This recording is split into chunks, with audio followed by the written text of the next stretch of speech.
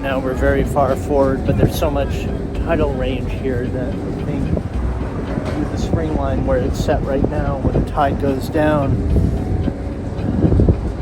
we're going to move forward, and we don't have that much room to move forward before we hit those rocks. And I think they're going to tie a line from there across to there, and then we won't be able to get out because our mast will hit it. They said they'll be here for 2 to 3 weeks.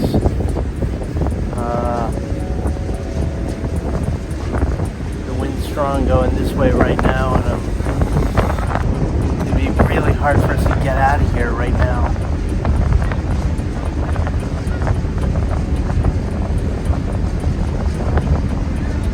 I have a line right here, and pull and pull and pull from way out there. Then I could get the bow out to about there, and then with a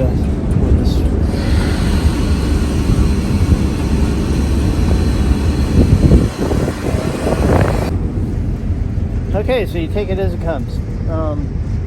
We're now stuck here for 2 to 3 weeks because this massive fishing vessel just came in and tied up on the pier there. We didn't have enough time to get out.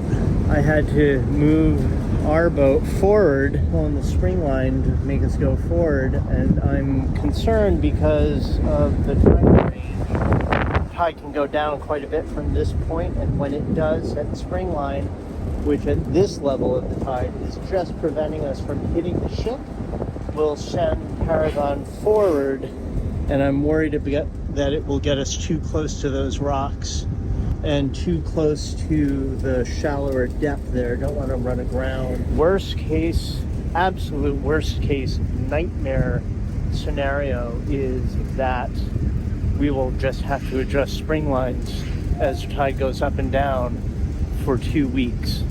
But we no longer have an option to get out because of their spring line, and our mast is too high. This could be very bad. We'll see. When the tide goes down, we'll see what happens. I'm gonna have to loosen on the spring line, preventing us from going forward. Otherwise, as we go down, the 2 spring lines are gonna get too tight. It's not good. No. Yeah, way too close. Our wind generator would be the first thing to hit. Now it's calmed down. We could have gotten out of here if we had just started the engine right away. Too late now. No, maybe they can take the line off and we can get out of here. Like, I don't know that this is gonna work. Tomorrow is super.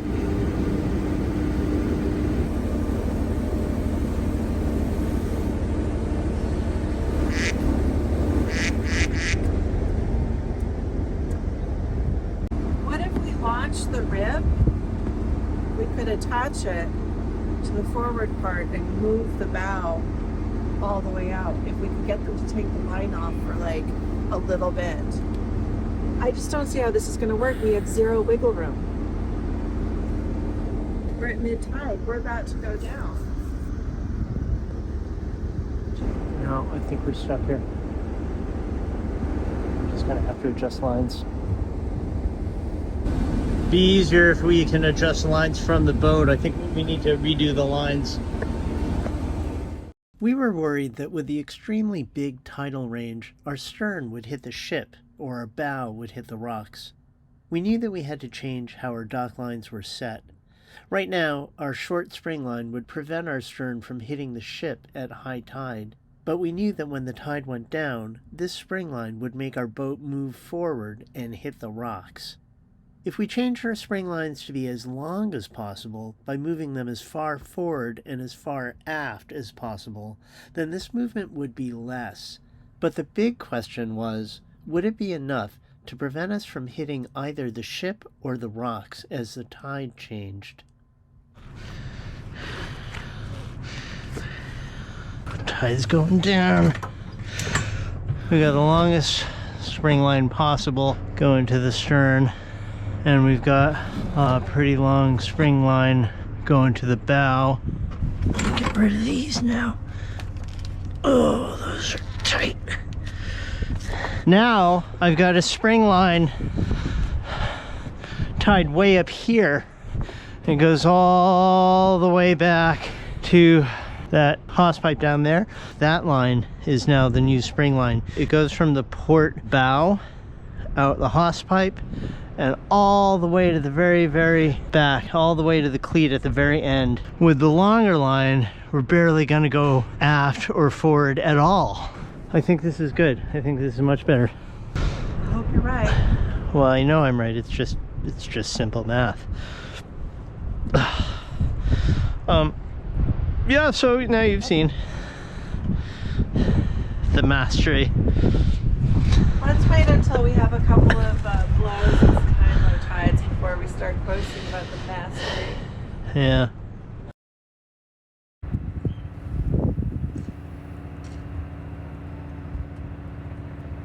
Hey everyone, just a quick check-in. We had this monstrous fishing boat behind us pull in yesterday. We didn't realize that they were going to be coming in. We totally would have moved if we had, but as it is, we're stuck here at the moment, and it is a tight fit with very little wiggle room. Our bow is pretty much over the rocks of this breakwater, and the stern is just about up against the boat. So with the tidal range, it means we have to keep a close eye on our lines to make sure, especially at high tide, that we don't drift into the boat. Unfortunately, the D400 is probably the first thing that would strike the side of this hull, and I think it would not win that fight. We're hoping that maybe tomorrow or Tuesday, depending on the weather, that we can move the boat. It's going to be a little bit tricky because the bow is so far forward and we have so little room behind us. Not quite sure how we're going to do it. Drake talked about maybe bringing a line from the port side, which is up against the quay, and walking out onto the breakwater and kind of pulling Paragon out. I don't know. We'll see. But if we do it, we'll be sure to film it. As of right now, everything is fine. It's just a little anxiety ridden. And keeping an eye on what this big boat is doing. So hope everyone is well. It is still very much winter-like here in Vestmanna. We've got some northerly winds, and I think it is only about 7 degrees outside, which is mid-40s. But the sun is shining and the skies are beautiful, and I think we might start making some dinner. It is almost 9 o'clock. It's hard to keep track of this. The sun is up so long. It's still pretty bright at 10, 10:30, 11. It doesn't really get dark here until about midnight. So a lot of times we just don't even start thinking about dinner until like very late. So we're keeping an eye on everything.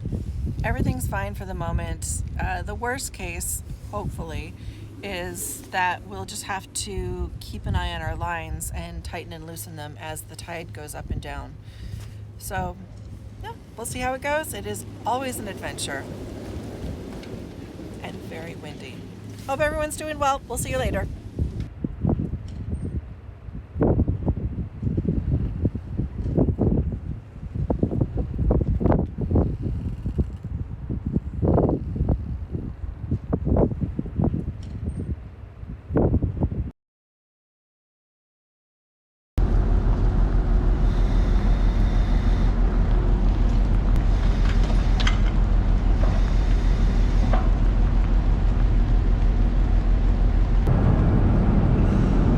I guess they found a bunch of mackerel out there, and so time to go out and get them. They are prepping everything, and soon they'll be pushing out.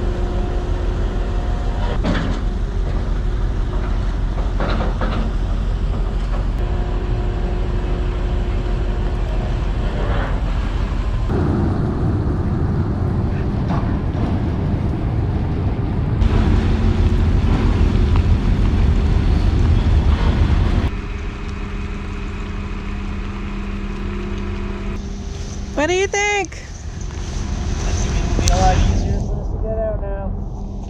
Yeah. Just in time too. Yeah, we're getting ready to leave in a couple of days, hopefully, eh? Just gotta find a weather window and we're out of here. Why are they coming back in?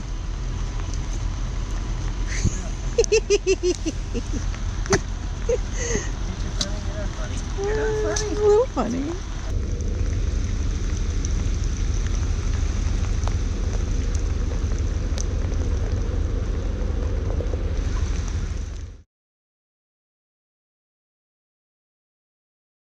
Just walking home from the dump. I used our wagon to take the last of our trash all the way down there and drop it all off at the dump. Maybe you're asking, why didn't you take your burly trailer with your fancy bike? And I did not, because getting the bike folded and stowed in the sail locker is a big job, and we got both bikes stowed in there last night. Didn't want to go through all the effort of taking the bike out. And plus the wagon was on its very last legs, and we bought a new one on Amazon, and it's waiting for us in Scotland when we get there. And the old wagon was like one of the tires exploded, and so I threw that away too. I used it on its last run to take the trash to the dump, and then it went along with the trash. I'm feeling kind of sad because I think this is maybe our last time in Faroe after coming here for 8 years. 8 times. Most times minimum of 3 months here. So best friends. I'm just noticing here. So like this vertical rock, all of this used to be like that, a sloping, mountainous, grassy rock. They tore it all down, dug it all up, and used the rock to make cement to make things like this. And they're making another one over there. Yeah, so taking you with me on my walk back to the boat. Most of the boat is stowed, and we have a weather window. Would have been way better if we had pushed off today. We've been waiting for weeks for a weather window, and the weather's always changing, and we're like, we gotta be ready when it gets here. And as of yesterday, we weren't 100% sure, but we thought, yeah, maybe today will be a potentially good day, and the day after as well.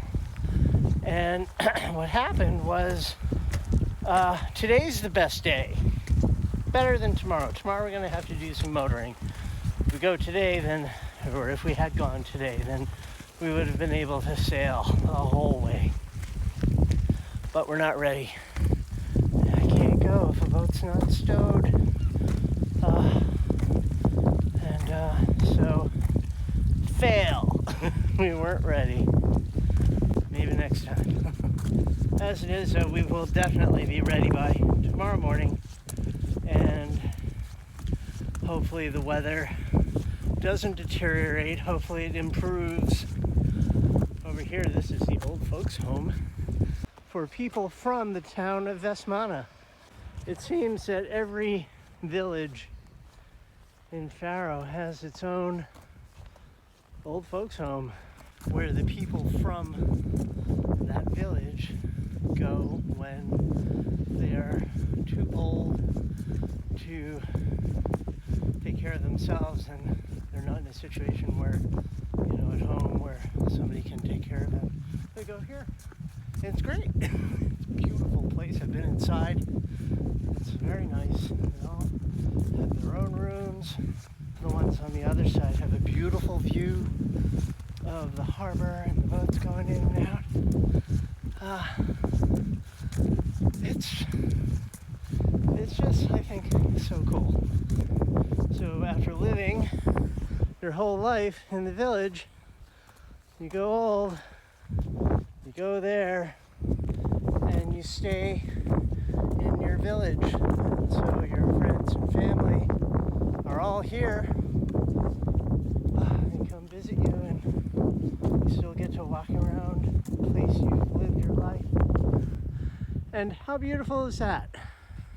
After you spend months here, and you see these mountains every day, does something to you. I know I will go through withdrawal when we leave, because I will miss this. I will miss these mountains and my friends. There's Paragon, all nestled in right next to the harbor master's office. This is definitely one of my favorite places in the world. I feel really lucky to have found it, and I really appreciate how, you know, it's so far off the beaten track. Cruising boats don't really come here. And when they do, they never stay for more than a day or two or three at the most, and then they move on. You know, they don't spend enough time here to make friends. And but we have, and now we can't stop coming back. And so it's become home. I feel like singing the song Cheers, because it really is a town where everybody knows us. I even meet people here occasionally who don't recognize me, and we chat, and they ask about me, and I start explaining that we're on this sailboat. And it's always the same. They're always like, "You're the guy. You're the guy on the sailboat." I've never felt so welcome anywhere. We just got to stow a few more things, go over the engine, maybe do some last provisioning, and then we are ready to get a good night's sleep and push off at 11 o'clock in the morning with the last check on the weather. I got a feeling tomorrow's the day. Hey, check this out. This is chain, like for a ship's anchor. It's, you know, the size of that. That's my hand. Like I can't even move it. It's so heavy. And yeah, here are the anchors. Look at the size of that thing. Yeah, right. Ridiculous.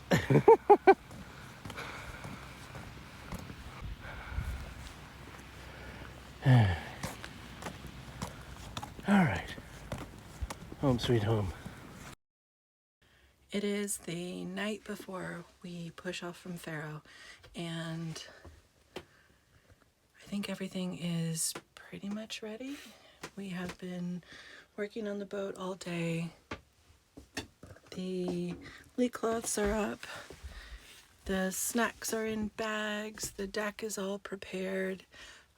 Shore power is off, which means we've got all the lights a little bit lower. And I'm about to take my first seasickness pill of the trip. I usually take one the night before just to make sure that it's in my system. And I'm ready to go. Just go through, make sure everything is locked down. All of everything is good and ready to go.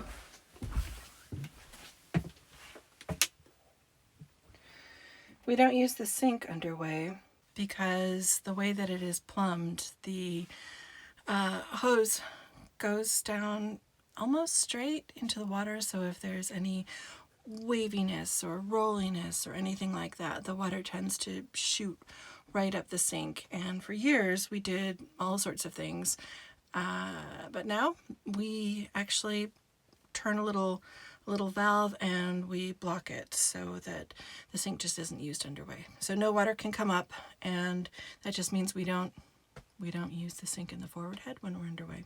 So I think everything is done. Leak cloths are up. Food is provisioned, snacks are ready, deck is all set. Yeah, I guess time to go to bed and push off in the morning. You ready over there? Yes. Are you tired? Yes. I am, which is a good thing because it means I'll probably sleep. Which is what I really need now more than anything. We don't really go to bed very early usually, eh? Not lately. Just getting later and later and later. Well, Going to bed at 3 in the morning, 4 in the morning, watching episodes of TV shows. yeah. But now we're off. Walking down the street by myself.